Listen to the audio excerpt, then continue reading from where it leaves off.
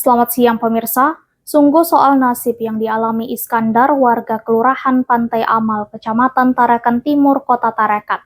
Pasca menyadari uang sebesar 575 juta raib dalam hitungan jam. Akibat modus penipuan yang dilakukan seorang tidak dikenal dengan mengatasnamakan pegawai Ditjen Pajak atau DJP Tarakan terhadap dirinya.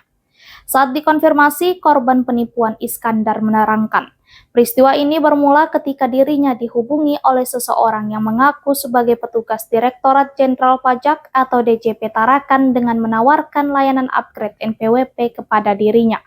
Dari hasil video call tersebut, diduga awal mula pelaku mengendus data pribadi korban. Seorang warga Kelurahan Pantai Amal, Kecamatan Tarakan Timur, Kota Tarakan mengalami kerugian besar pasca menyadari uangnya sebesar 575 juta rupiah raib dalam hitungan jam. Akibat bonus penipuan yang dilakukan seseorang yang tidak dikenal dengan mengatasnamakan pegawai Ditjen Pajak atau DJP Tarakan terhadap dirinya.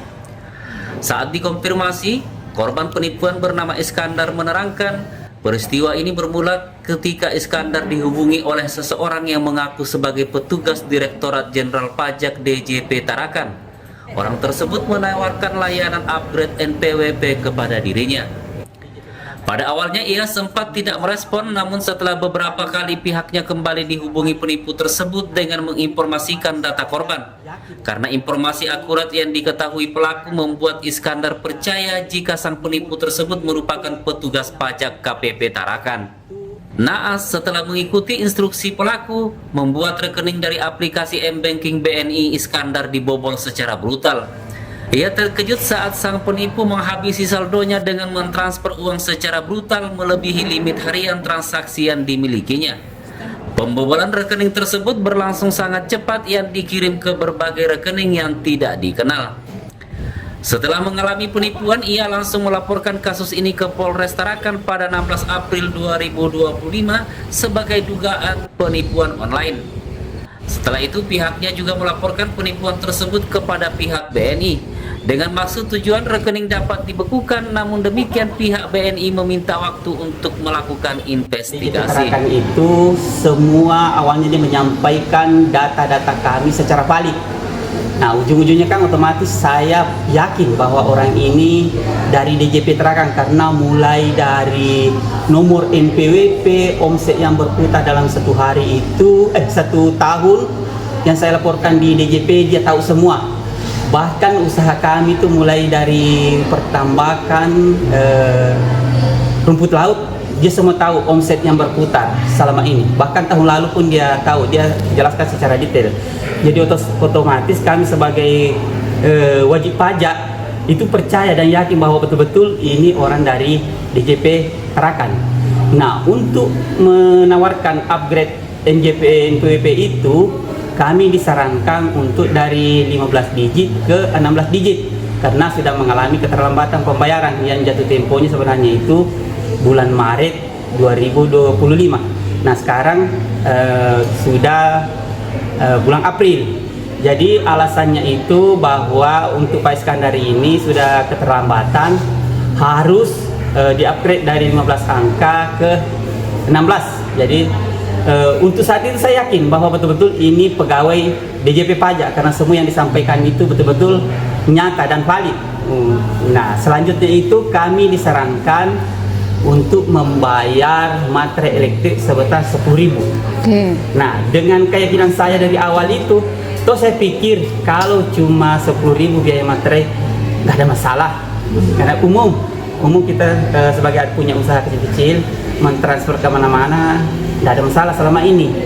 Nah, yang kami permasalahkan itu setelah dibobol seperti itu, akun Wonder, aplikasi di Wonder HP kami itu sudah terkunci. Semua sudah terkunci.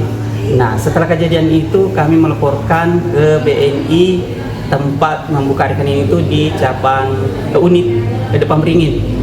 Nah, setelah semua kita konfirmasi data-data secara detail bahwa uang ini sudah masuk ke rekening Ibu Dewi Sejati yang rekening itu didaftarkan di Surabaya.